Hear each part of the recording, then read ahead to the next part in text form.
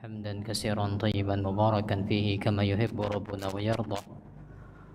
الصلاة والسلام على رسول الله وعلى آله وصحبه ومن سار على نهجه واكتفى بأثره إلى يوم الدين. أما بعد، اللهم علمنا ما ينفعنا وانفعنا بما علمتنا وزدنا علما.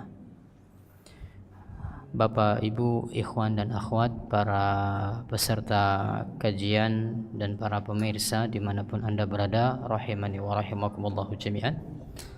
Alhamdulillah, dalam kondisi gerimis atau hujan di Yogyakarta, kita masih diberikan kemampuan oleh Allah Subhanahu wa taala untuk hadir di majelis ini. Bersama-sama kita dengan mengharapkan pertolongan dari Allah Subhanahu wa taala akan melanjutkan pelajaran kita. Kita di pertemuan yang terakhir membahas tentang iman, rukun iman yang pertama, yaitu iman kepada Allah Subhanahu wa taala. Maka di pekan berikutnya kita akan mulai bergeser ke rukun iman yang kedua, yaitu iman kepada malaikat. Maka di pembahasan yang terakhir ini kita ulangi terlebih dahulu konteks pembahasan kita. Rukun iman yang pertama itulah dia iman kepada Allah Subhanahu wa taala.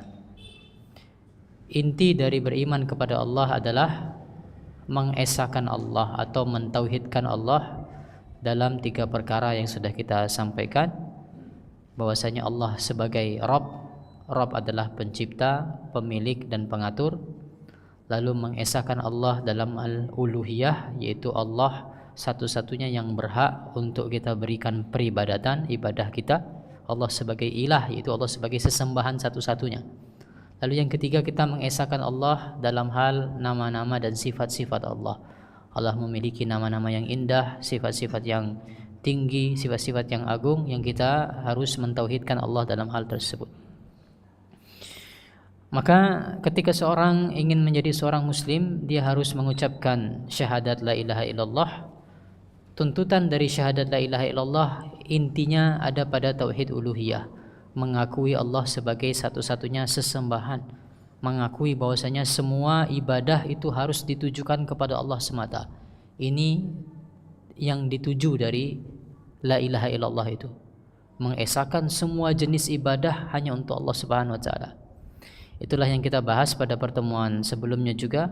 Ada 4 kategori ibadah sudah kita jelaskan. Nah, maka pada pertemuan yang tersisa ini kita akan membahas mengenai sesuatu yang bertentangan dengan tauhid. Apa istilahnya, Pak? Lawan tauhid? Lawan dari tauhid apa? Syirik. Syirik lawan dari tauhid, yaitu menyekutukan Allah. Pakai shin. Ini berbeda dengan bahasa Indonesia. Kalau dalam bahasa Indonesia, syirik itu apa? Iri. Ya, syirik tanda tak mampu katanya. Iri tanda tidak mampu. Bukan syirik yang itu, tapi yang dimaksudkan adalah syirik menyekutukan Allah. Maka ini yang kita bahas pada malam hari ini. Mudah-mudahan Allah mudahkan. Kita lihat di buku panduan yang kita pegang. Bagi Bapak Ibu yang memegang buku panduan, silahkan dibuka di halaman 9 yang bawah, dan terjemahnya ada di halaman 10. Kata Syekh Wahid bin Abdul Salam Bari hafizahullah, adhabitus sabi', poin yang ke-7, usulul syirki tis'atun. Pokok dari jenis-jenis kesyirikan itu ada pada 9 poin yang akan kita bahas pada malam hari ini. Maka ada banyak poinnya, maka tidak bisa kita membahasnya mendalam. Satu persatu kita bahas secara singkat untuk kita mengenalnya. Maka Bapak Ibu sekalian rahimani wa rahimakumullahu jami'an, perlu diketahui kita dalam mempelajari sesuatu supaya semakin sempurna harus mempelajari kedua sisinya. Tidak bisa seorang muslim itu pokoknya taunya kebaikan itu seperti apa, ibadah itu seperti apa, hanya mau tahu yang baik-baik saja. Tidak sempurna nanti dia dalam beribadah kepada Allah. Dia harus tahu sisi kebalikannya. Maksiat itu apa? Dosa-dosa itu seperti apa saja? Daftar dosa itu seperti apa? Harus tahu kedua sisi. Bukan dalam rangka mengerjakan, tapi dalam rangka kehati-hatian. Ya. Makhafatan ayyudrikani. Kita takut terjerumus ke dalamnya karena kita tidak tahu. Belajar tentang tauhid, kita sudah belajar tentang bagaimana mengesahkan Allah dalam 2 pertemuan. Dalam 3 pertemuan bagaimana mengesahkan Allah, maka supaya semakin sempurna kita juga harus mengetahui kebalikannya. Bentuk-bentuk menyekutukan Allah itu seperti apa? Maka yang pertama di situ dikatakan oleh penulis adalah sihir. Sihir di antara dosa besar yang paling besar di dalam agama kita. Sihir, Pak. Melakukan praktek sihir. Kita bahas tentang sihir. Apa itu sihir? Secara bahasa, sihir dalam bahasa Arab bermakna kullu ma latifa wa khafiya sababuhu. Sesuatu yang tidak jelas, sesuatu yang samar. Ini secara bahasa bermakna seperti itu. Sihir itu secara bahasa bermakna sesuatu yang samar-samar. Maka inilah istilah sihir dalam syariat, yaitu berbagai jampi-jampi atau berbagai ikatan yang bisa berdampak kepada badan orang yang disihir. Jampi-jampi, mantra-mantra, atau ikatan-ikatan, buhul-buhul yang bisa berdampak kepada badan seseorang, yang diantara dampak utamanya paling banyak kasusnya sihirnya adalah memisahkan suami istri. Ini diantara banyak praktek sihir adalah memisahkan suami istri. Maka inilah sihir, Bapak Ibu sekalian rahimani wa rahimakumullahu jami'an.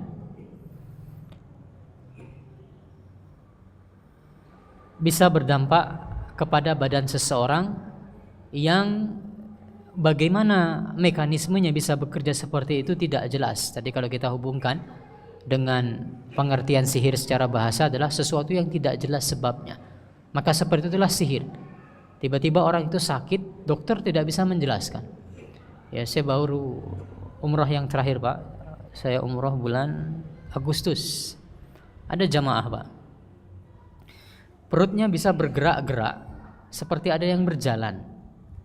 Terlihat, gerakannya itu terlihat. Tidak bisa dijelaskan oleh para dokter. Secara medis tidak ada apa-apa. Tapi jelas perutnya ini bergerak-gerak, Pak. Nah, ini contoh. Ya, contoh sihir seperti itu tidak bisa dijelaskan, tidak jelas sebabnya itu seperti apa, tidak jelas, tidak bisa dijelaskan melalui sains, ilmu kedokteran, tidak bisa. Maka itu sihir. Nabi SAW bahkan pernah terkena sihir untuk menunjukkan bahwasanya sihir itu betul adanya. Ya, untuk menunjukkan bahwasanya sihir itu betul adanya, buktinya adalah Nabi SAW pernah terkena sihir. Diriwayatkan oleh Imam Bukhari dan Imam Muslim dari Ibunda Aisyah bahwasanya ya suhiran Nabi SAW hatta kana yukhayyila ilaihi annahu yaf'alu syai' wa ma yaf'aluhu. Kata Ibunda Aisyah, Nabi SAW itu pernah terkena sihir sampai beliau itu dibuat semacam berkhayal. Dibuat berkhayal sudah mengerjakan sesuatu padahal Nabi tidak mengerjakannya. Seakan-akan Nabi itu mengerjakan sesuatu padahal kata Ibunda Aisyah jelas Nabi tidak mengerjakannya. Ini sebagai dampak dari sihir. Maka Nabi kemudian diruqyah. Ya, di antara metode pengobatan terhadap sihir adalah diruqyah. Nabi kemudian diruqyah oleh siapa? Siapa yang bisa meruqyah Nabi? Jibril. Ini tidak main-main. Yang meruqyah tidak main-main, ampuh. Yaitu malaikat Jibril sendiri yang meruqyah Nabi SAW, makanya langsung sembuh sihirnya. Nah, sehingga inilah sihir. Dan sihir itu ada 2 jenis. Ya, sihir ada 2 jenis, Bapak Ibu sekalian, rahimani wa rahimakumullah jami'an. Sihir yang pertama itulah dia yang disebut sebagai sihir hakiki. Sihir yang pertama itulah yang disebut sebagai sihir hakiki. Apa itu sihir hakiki? Sihir yang betul-betul berdampak pada tubuh seseorang. Secara hakiki dia terjadi. Tadi saya sebutkan contoh orang perutnya bergerak-gerak, seperti ada yang berjalan di dalam. Ini secara hakiki, bukan ya hakiki ya. Saya coba ruqyah ketika itu langsung mau muntah ya dia. Cuma ya ruqyah itu harus lama memang supaya ampuh.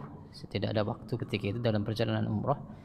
Namun ketika dibacakan ayat-ayat Al-Quran, kemudian diantara reaksinya mau muntah seperti itu, ini bisa diantara tanda-tanda sihir. Namun ini contoh sihir yang pertama, dia betul-betul berdampak pada tubuh. Yang kemarin juga baru viral di Jogja, ada videonya. Keluar apa Pak dari tubuhnya itu? Ya banyak besi-besi seperti itu ya, paku atau apa, pokoknya intinya besi. Ya, di ronsen seperti itu banyak besinya. Maka ini sihir hakiki. Seperti itu betul adanya. Dan ini termasuk kesyirikan akbar. Syirik yang sangat besar. Nah, baru sihir yang kedua, sihir yang takhyili istilahnya. Sihir takhyili itu apa? Dia hanya menyihir mata kita. Ya, dia hanya menyihir mata seseorang. Tidak terjadi apa-apa secara fisik, cuma yang ditipu adalah mata. Ini yang terjadi pada dari Nabi Muhammad SAW. Ya, Nabi disihir matanya seakan-akan beliau mengerjakan sesuatu padahal tidak. Ini jugalah yang terjadi kepada Musa alaihissalam. Ketika Musa berhadapan dengan para penyihirnya Fir'aun. Apa yang dilakukan oleh para penyihir Fir'aun? Allah ceritakan. Fa'iza hibaluhum wa isiyuhum yukhayyalu ilaihi min sihrihim annaha tas'a. Ketika penyihir-penyihir Fir'aun itu, mereka menjadikan tali dan tongkat mereka itu seakan-akan menjadi sesuatu yang bisa bergerak, seakan-akan menjadi ular. Jadi Musa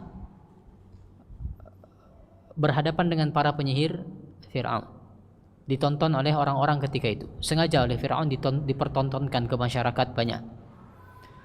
Kemudian apa yang terjadi? Mereka melemparkan tongkat mereka, melemparkan tali yang mereka miliki. Kemudian yang disihir adalah matanya Musa dan matanya orang-orang yang ada di sekitar itu. Orang-orang yang ada di sekitar. Mereka melihat tongkat dan tali tersebut berubah menjadi ular yang bisa bergerak. Ya, Musa awalnya takut. Namun hakikatnya tidak ada perubahan, hanya dia menipu mata. Maka ini yang disebut sebagai sihir takhyili. Seperti itu bisa. Maka ini diantara kasusnya sihir yang bisa memisahkan suami istri. Yang dia pengaruhi adalah matanya. Bagaimana pasangannya ini dibuat jelek, dibuat menjengkelkan dan seterusnya. Mata yang disihir sehingga dia berkhayal dengan sebuah khayalan yang tidak nyata. Maka ini ada dua jenis sihir. Yang kedua-duanya jelas haram, termasuk kesyirikan. Yang kedua-duanya bekerja sama dengan jin.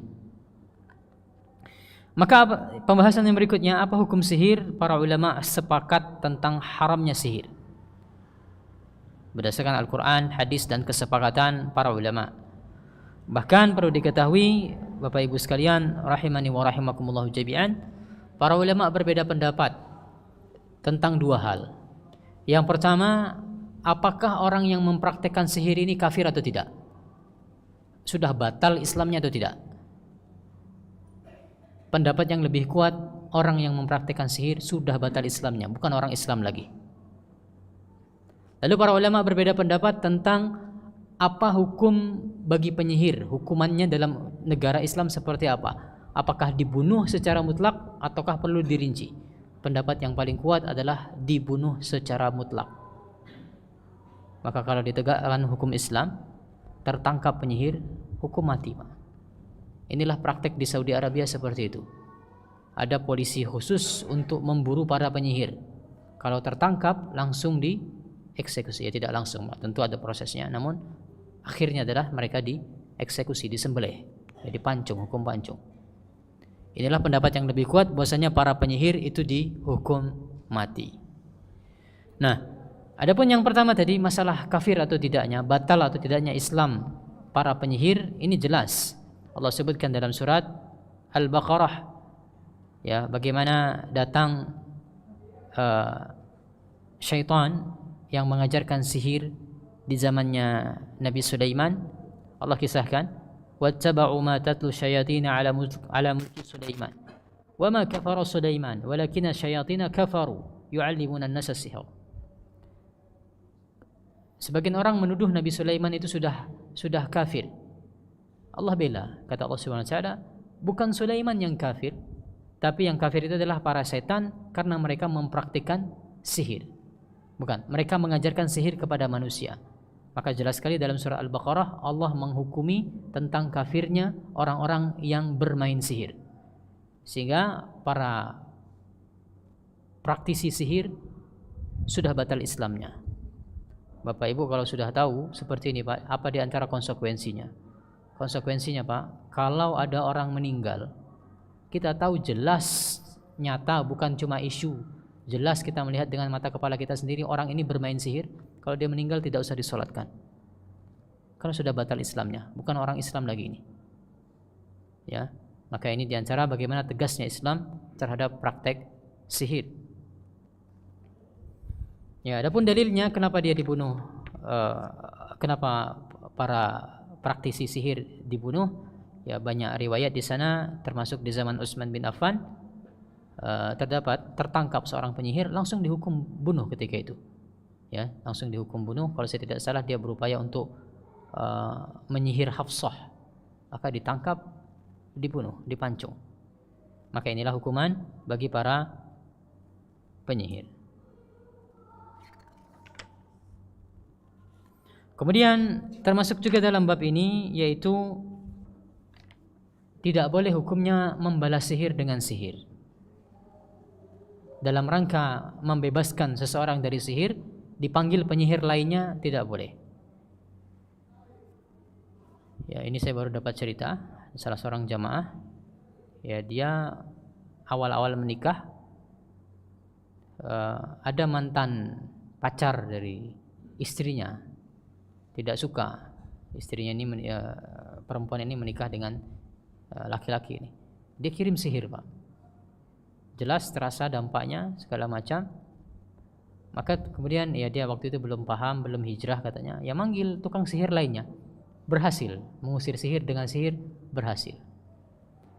Ya bisa memang berhasil seperti itu, namun ini cara yang tidak diridhoi oleh Allah Subhanahu wa taala. Tidak boleh membalas sihir dengan sihir. Maka ini contoh kesyirikan atau pokok kesyirikan yang pertama, menyekutukan Allah Subhanahu wa taala, adalah praktek sihir. Sehingga kita tahu demikian besarnya dosa sihir, ini salah satu dosa besar. Bagaimana mungkin ada kemudian sebagian orang ya buku favoritnya Harry Potter, film favoritnya Harry Potter, ini jelas mengajarkan praktek sihir di situ, meskipun cuma dongeng. Bagaimana seorang muslim dia ridho terhadap praktek kesyirikan seperti itu? Ya sampai ditiru-tirukan mantra-mantranya, tongkat-tongkatnya, bagaimana mungkin? Ini jelas yang dia pesan yang dia sampaikan adalah pesan terkait praktek sihir. Maka itu yang pertama, kesyirikan yang paling parah. Ruqyah kadang tidak mempan. Ya, cara yang paling ampuh untuk membatalkan sihir adalah dicari penyihirnya siapa, dicari buhulnya. Buhulnya ini nanti yang dibuka. Apa itu buhul? Penyihir itu biasanya dia mengikat sesuatu, Pak. Ada ikatan benang-benang, tali-tali dia ikat, dia baca mantra-mantra di situ. Maka ini selalu dia simpan, dia tanam. Kalau ketemu siapa penyihirnya, dia harus diinterogasi di mana. Kemarin yang saya cerita itu, yang saya ceritakan tadi, bapak ibu yang dia disihir karena mantannya tidak terima, ternyata buhulnya dia tanam di atas langit-langit rumahnya, ketemu di situ. Nah, dia harus dicari, Pak. Nanti itu dibuka satu persatu ikatannya itu sambil diruqyah, baca ayat kursi, baca muawizatain dan seterusnya, baca Al-Baqarah juga bisa. Baik, yang kedua, jenis kesyirikan yang kedua adalah perdukunan. Ya, jenis kesyirikan yang kedua adalah perdukunan. Maka perdukunan termasuk salah satu dosa besar dalam agama kita. Apa definisi kuhan atau dukun adalah huwallazi yata'atal khabar 'anil kainat fil mustaqbal az-zaman. Definisi dukun itu yang pertama adalah orang yang mengklaim tahu tentang kejadian di masa depan. Tukang ramal termasuk dalam hukum ini. Yang kedua, orang yang mengaku mengetahui hal-hal yang tersembunyi. Termasuk juga dia mengetahui perkara-perkara yang gaib. Kalau dia mengklaim mengetahui perkara-perkara yang gaib, maka inilah dia dukun. Mengetahui tentang masa depan, itu termasuk perkara gaib juga masa depan, atau sesuatu yang tersembunyi, termasuk benda-benda hilang. Ya, dukun yang membantu mencari benda-benda hilang. Maka ini salah satu jenis kesyirikan yang paling fatal, syirik besar. Para ulama mereka bersepakat tentang haramnya perbuatan seperti ini, meskipun orangnya pakai peci, pakai jubah, bawa tasbih. Ya Pak ya, jangan tertipu Pak. Dukun itu katanya ada dukun putih, apalagi istilahnya dukun apa? Dukun apa? Dukun beranak, ini beda.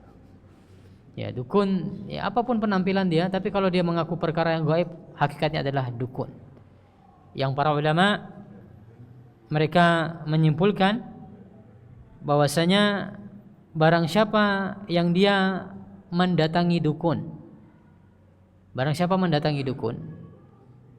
lalu dia tujuannya cuma untuk bertanya, terlepas dari percaya dia atau tidak, maka seperti ini sudah termasuk dalam perbuatan yang terlarang, haramnya sangat keras, termasuk kesyirikan. Nabi kita Muhammad SAW mengatakan, "Man ata'arrafan fa'sa'alahu an syai'in lam tuqbal lahu salatun arba'ina lailah." Barang siapa yang datang kepada dukun, lalu dia bertanya tentang sesuatu, meskipun dia tidak membenarkan, Pak, cuma tanya ke dukun, tidak membenarkan, kata Nabi SAW, tidak diterima sholatnya selama 40 hari. Satu kali saja sholat itu tidak diterima, bagaimana besarnya dosa, bagaimana meruginya seseorang. Ini sampai 40 hari sholat tidak diterima. 200 rakaat. Bukan 200 rakaat, 200 sholat. Ya kan? 40 kali 5. 200 sholat tidak diterima oleh Allah Subhanahu wa taala. Tidak main-main ini dosanya, Pak. Kalau datang ke dukun cuma bertanya. Tapi kalau dia datang ke dukun, bertanya lalu membenarkan, apa kata Nabi? Man ata kahinan aw arafan fasaddaqahu bima yaqul faqad kafara bima unzila ala Muhammad SAW. Ini kalau percaya, Pak, lebih parah lagi. Kata Nabi Muhammad SAW, barang siapa datang kepada dukun lalu dia membenarkannya apa yang dia katakan, apa yang dikatakan oleh dukun, maka sungguh dia telah kafir terhadap apa yang diturunkan kepada Muhammad, yaitu Al-Quran. Sudah kufur, sudah batal Islamnya orang yang membenarkan dukun. Maka tidak main-main, sehingga harus hati-hati. Ya, celakanya di tempat kita, dukun ini betul-betul dapat tempat spesial. Kalau di negara Arab seperti Saudi Arabia, ini termasuk orang yang paling diburu, dihinakan dukun ini, dipenjara, termasuk juga ya bisa dihukum mati para dukun ini kalau hukum Islam ditegakkan. Kalau di Indonesia luar biasa, Pak, dukun punya asosiasinya, Asosiasi Dukun Nusantara. Ya, maka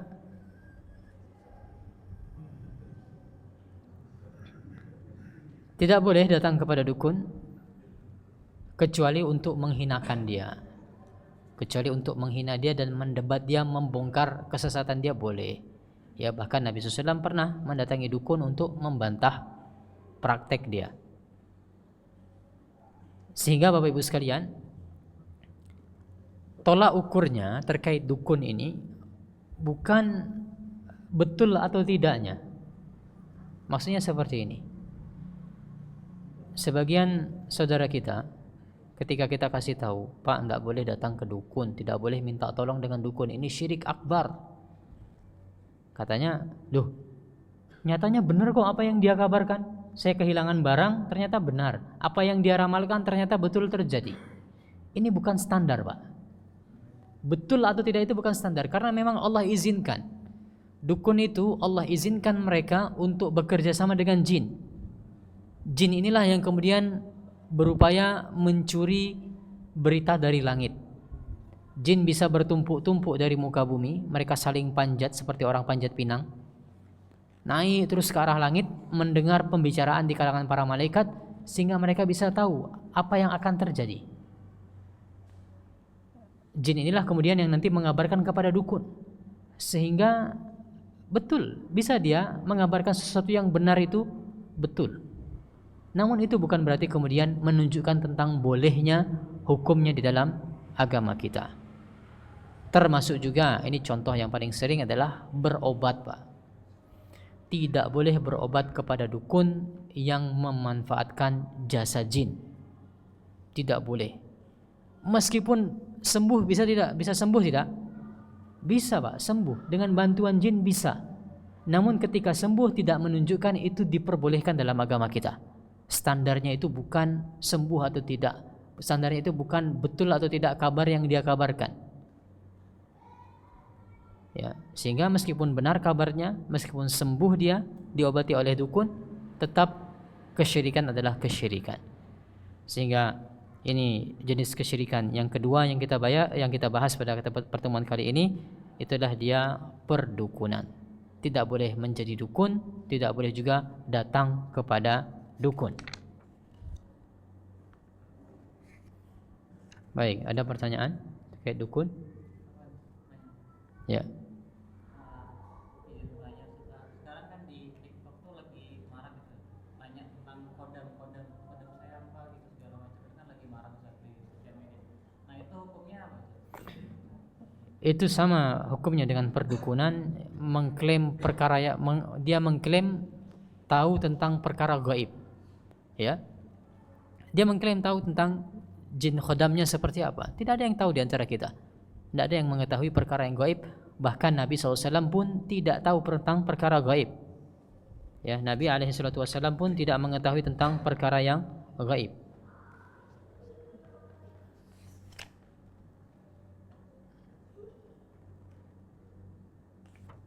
Ya, kata Allah Subhanahu wa taala, "Alimul ghaib, fala yuzhiru ala ghaibihi ahadan." Allah lah yang mengetahui tentang perkara yang gaib.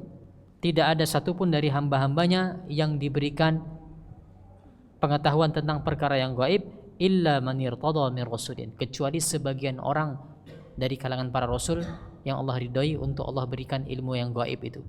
Ya, Nabi SAW pun tidak tahu, pada asalnya Nabi itu tidak tahu perkara yang gaib kecuali untuk sebagian perkara yang memang diberitahu oleh Allah melalui malaikat Jibril terkadang.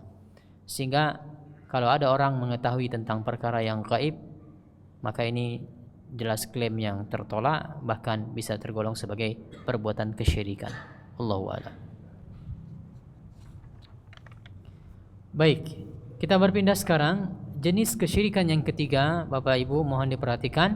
Ini yang juga di antara bentuk praktek kesyirikan yang banyak di tempat kita adalah yang ketiga, tatayyur, yaitu anggapan sial. Anggapan sial di tempat kita masih banyak prakteknya, dan ini termasuk praktek kesyirikan. Tatayyur dinamakan dengan tatayyur berasal dari kata at-tair. Tair artinya burung. At-tair artinya burung. Kenapa disebut tatayyur? Kenapa berasal dari kata burung? Ini kalau zaman orang dulu, di zaman orang jahiliyah, dia mengundi nasib dengan burung. Dia punya hajat, ingin safar atau ingin menikahkan anaknya atau ingin melakukan sesuatu, dia undi nasibnya. Dia ambil burung, dia terbangkan. Kalau terbang ke kiri, dia bilang ini pertanda sial. Tidak jadi mau safar, tidak jadi mau menikahkan anak, tidak mau jadi melakukan sesuatu karena ini tanda sial. Kalau burung tersebut terbang ke arah kanan, wah ini pertanda baik, kata dia.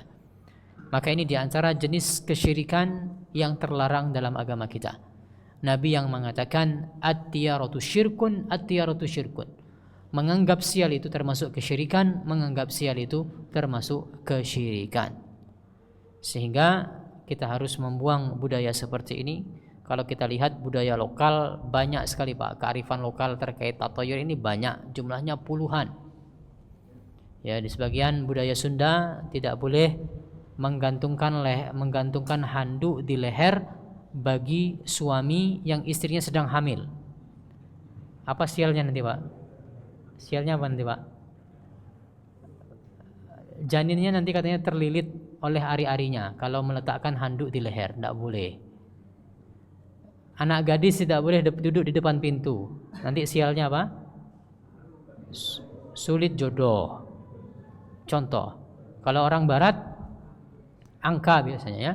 Orang Korea itu sangat anti dengan angka 4, dianggap sial. Makanya HP Nokia itu tidak ada angka 4-nya. Semua serinya tidak ada angka 4 karena dianggap sial. Orang barat secara umum sangat takut dengan angka 13, dianggap sial. Bagaimana semaju-majunya negara barat, masih mereka itu tidak punya lantai 13. Nomor rumah tidak ada nomor 13 karena dianggap sial. Ini contoh praktek kesyirikan yang di tempat kita banyak variasinya seperti ini. Ya, yang intinya adalah menganggap sial yang tidak pernah Allah jelaskan seperti itu, tapi kok dijadikan sebagai biang kesialan. Maka ini termasuk salah satu jenis kesyirikan. Apa contohnya Pak lagi Pak? Kalau di tempat kita Pak, yang dianggap sial, bulan Syuro termasuk ini Pak. Menganggap sial bulan Syuro. Termasuk juga kejatuhan cicak. Ya, kalau di Pekanbaru nabrak kucing supaya tidak sial. Katanya kalau nabrak kucing itu bisa sial, nanti ada kecelakaan. Nah, caranya supaya tidak sial, orang itu harus mencopot pakaian dalamnya. Kucingnya dikuburkan dengan pakaian dalamnya, dikafani pakai pakaian dalam supaya tidak sial. Ini contoh. Praktek-praktek seperti ini dalam agama kita termasuk kesyirikan. Nabi yang mengatakan ad-diyaratu syirkun, ad-diyaratu syirkun. Anggapan sial itu termasuk kesyirikan, anggapan sial termasuk kesyirikan. Yang keempat, jenis kesyirikan yang keempat adalah az-zabhu li ghairillah, menyembelih untuk selain Allah Subhanahu wa taala. Menyembelih untuk selain Allah Subhanahu wa taala. Mungkin kita merasa kita sudah modern sekarang, apa ya masih ada orang praktek menyembelih untuk selain Allah? Jawabannya masih banyak, Pak. Masih banyak. Saya baru dapat cerita baru-baru ini, ada proyek di dekat kali apa namanya Pak, yang di Kali Kuning ya, yang di Merapi. Ada proyek pembuatan dam atau apa. Ya, uniknya ekskavatornya bisa bergerak sendiri, Pak. Diganggu oleh jin-jin sana, kuat-kuat jinnya berarti ya, ganggu bisa menggerakkan ekskavator. Maka apa yang dilakukan oleh orang-orang proyek tersebut? Menyembelih akhirnya. Menyembelih untuk jin tersebut supaya tidak diganggu. Maka ini contoh praktek kesyirikan yang masih banyak di sekitar kita. Menyembelih untuk jin dengan anggapan supaya selamat, tidak diganggu oleh jin. Betul, jin itu memang bisa mengganggu seseorang, bisa. Tadi ekskavatornya ketika saya diceritakan ya memang bisa. Saya tidak kemudian meragukan orang ini berbohong atau seperti apa. Bisa. Jin itu bisa mengganggu seseorang. Tapi kemudian yang diuji pada diri kita adalah bagaimana kita merespon jin tersebut. Apakah kemudian kita tunduk dengan cara menyembelih untuk dia supaya dia tidak mengganggu kita? Barang siapa melakukan hal tersebut, sungguh dia sudah menyekutukan Allah Subhanahu wa taala. Bahkan termasuk proyek-proyek besar, ya semoga di tempat kita sini tidak ada, ya proyek-proyek tol itu Pak. Itu masih Pak. Silahkan sebutkan apapun kontraktornya terbesar, tercanggih di Indonesia, praktek menyembelih untuk jin itu masih ada. Masih ada. Saya dapat cerita dari teman-teman yang bekerja di kontraktor-kontraktor besar seperti itu, masih banyak. Ya, semaju-maju apapun alat yang mereka gunakan, ilmu tekniknya, seberapa banyak pun doktor, master yang terlibat di sana, praktek menyembelih untuk jin, untuk proyek-proyek besar seperti tol, jembatan, itu masih banyak di negara kita. Maka ini salah satu jenis kesyirikan dosa besar yang paling besar, menyembelih untuk selain Allah, karena sesembelihan itu adalah ibadah. Qul inna salati wa nusuki wa mahyaya wa mati lillahi rabbil alamin. Katakanlah, salatku, sesembelihanku, hidupku, matiku semuanya hanya untuk Allah, Tuhan semesta alam. Ya, fasalli rabbika wanhar. Salatlah kepada Tuhanmu dan juga sembelihlah kepada Tuhanmu. Tidak boleh menyembahkan sesembelihan kepada selain Allah Subhanahu wa taala. Ada pertanyaan? Ya.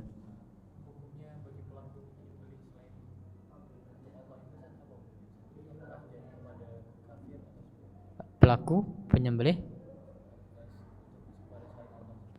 untuk selain Allah, kalau dia niatkan itu untuk jin, maka batal Islamnya.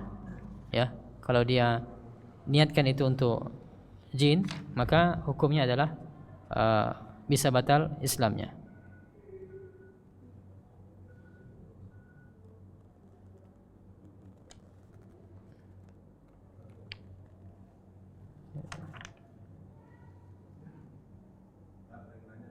Baik, sebentar Pak. Ini ada satu pertanyaan dulu. Tadi saya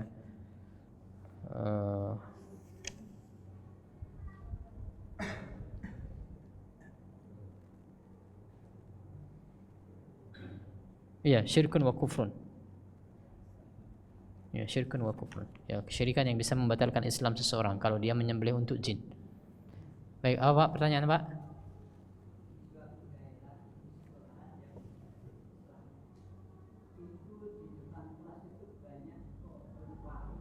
Pohon apa? Waru. Waru,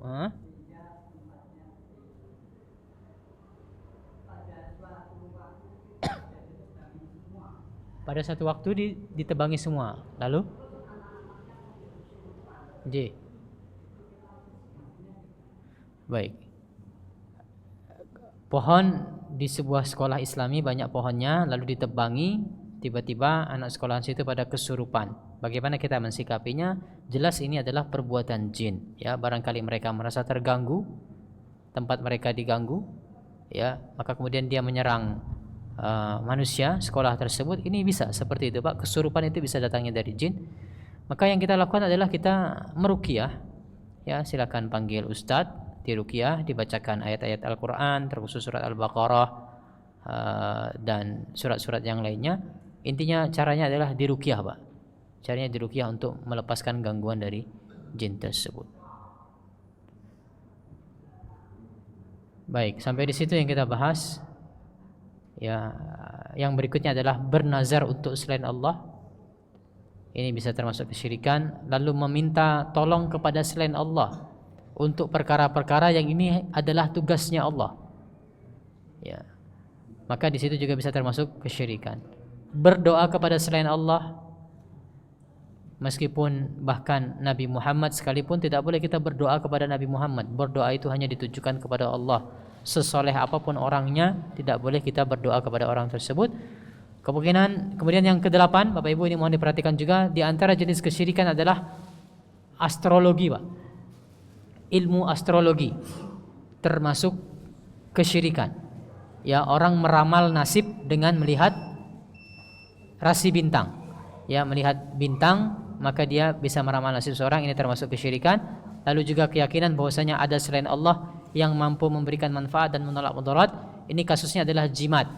Man ta'allaqa tamimatan faqad asyrak. Barang siapa menggantungkan jimat, maka dia telah berbuat kesyirikan. Jimat adalah salah satu bentuk kesyirikan. Wallahu alam, kita cukupkan demikian saja untuk pertemuan kali ini. Mudah-mudahan ada manfaatnya, lebih kurangnya mohon maaf. Wassallallahu ala nabiyyina Muhammad wa ala alihi wasallam. Subhanakallahumma wa bihamdika asyhadu an la ilaha illa anta astaghfiruka wa atubu ilaik. Assalamualaikum warahmatullahi wabarakatuh.